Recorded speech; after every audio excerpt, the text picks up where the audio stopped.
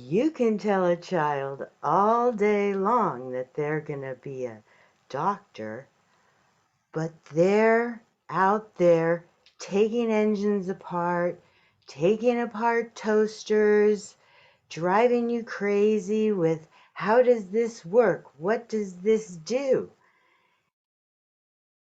You say, just clean up your mess, right? They're thinking about the slot of their aspirations, not yours. So in some ways, parents became the all-knowing giants of the social order in the same sense that the aristocracy, the crown, and the papacy decided what was best for the peasant class. No individualism. You are what you are and you're obedient. So we come back to this central notion of being an American, being in pursuit of life, liberty, and the pursuit of happiness. Well, happiness would be a big topic, and sure, they've made it into a big topic. It's become a big topic, but it's so important to come back to the central ideas of why it says that. Life, liberty, and the pursuit of happiness. My happiness, what makes me happy? If being a mechanic really is just my thing, then I'm allowed to do that. There's a contribution I can make with these mechanical inclinations. Or a person who is a dancer and they have their first ballet class, and all of a sudden, this is all they want, their passion. So, people in the pursuit of happiness, their happiness is going to come from their childlike ways. And so, this is a big deal to disclose to you, if you are an American, that coming back to the most simple, inalienable right or gift, as it were, is to find out who you are and use childhood as an exploration of that. And I don't know any 5-year-old whose aspirations, highest level aspirations, is to be confined to an institution in a room to sit and be obedient and be quiet and keep still. It boggles my mind how anyone can think that's a good idea for children. But that's a story for another day, and it is just my personal viewpoint that directing children through institutions who define them is the opposite of what our gift of life, liberty, and the pursuit of happiness is. If you've had a child, and maybe the first day you took them to school, they were screaming, no, no, no, don't do this. And you told them, just be obedient for the teacher. I'll be back. I'll get you. being around kindergarten classes, I noticed so much fear and so much anxiety in the children because they were thrown into a world that was so foreign. Everything that they had come to know about belonging was turned on its head. It was the antithesis of what they knew. Previously, their thesis, best case scenario, you had a loving family, you had siblings, you had learned a lot about empiricism by maybe throwing a rock at your little brother and finding out the consequences there. Maybe you snuck cookies, and when mother came home and said, everybody gets a cookie, and what happened to all the cookies? And it's not me, of course.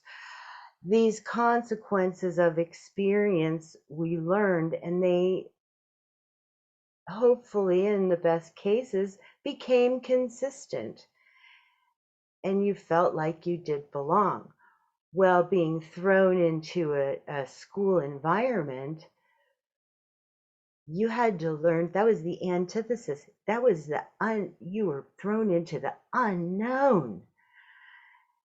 And gradually you learned rules and got over your trauma, and that became your synthesis. It's a sidetrack, but it's really not, because we see a child beginning to assess themselves by the expectations of the institutions that they land themselves in. All right? Does that make any sense? All of a sudden, when you're in a classroom, you're being redefined, and it's external. And somehow you endure, but you slowly, over the 12-year ritual process until you graduate with some sort of identity,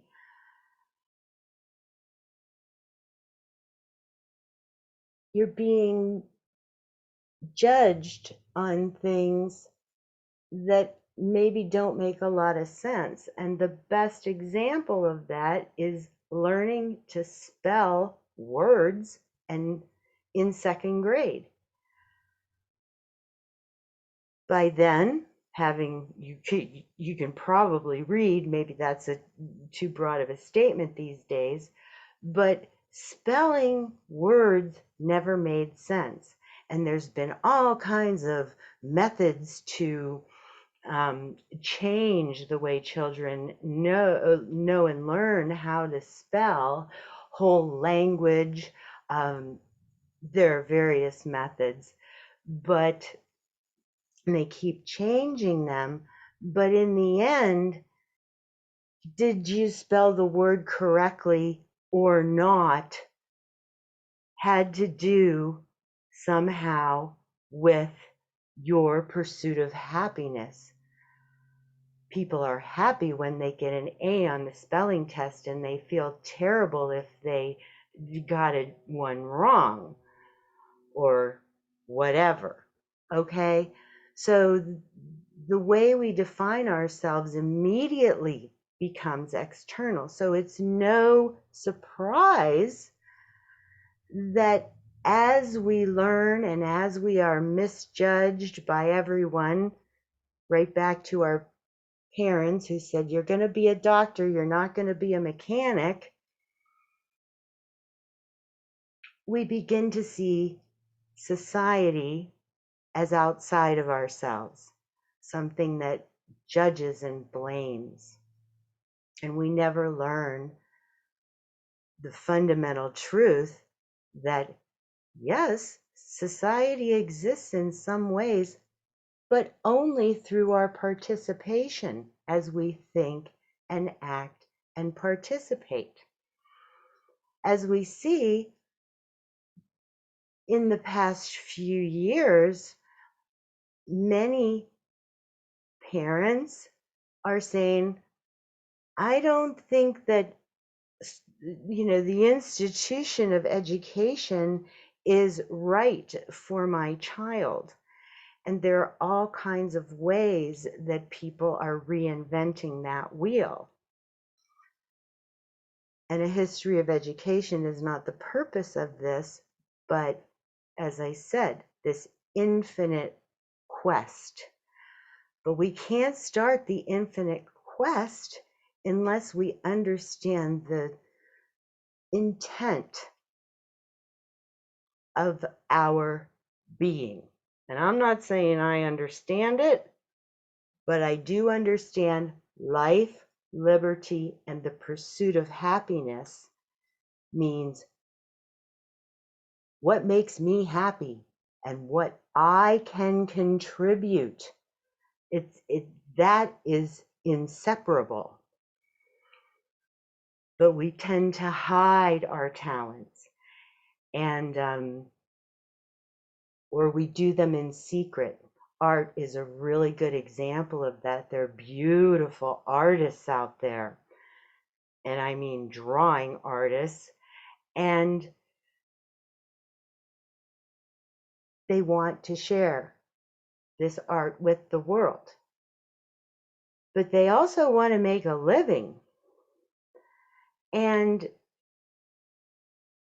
art being very expensive, if you get into the right club, you can make money.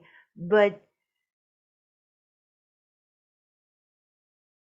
I don't know if you've ever heard the term starving artist, but there you go. There doesn't seem to be places for the human passion. And so your passion or your passion and your vocation usually don't match. Maybe you have some leisure time to do your passion, but that's after your daily work, shuffling papers or whatever you do, hopefully like your job, because there's where you get some happy people. Like my dad said, find a job you love and you'll never work a day in your life. Truer words never spoken. But still, you're a fragmented self. You're this set of statuses that were created by this remnant of the aristocracy to define you that way. What we end up with here is the illusion of freedom. We're not pursuing the vocations of our passion. We're pursuing a slot that was predetermined in many ways.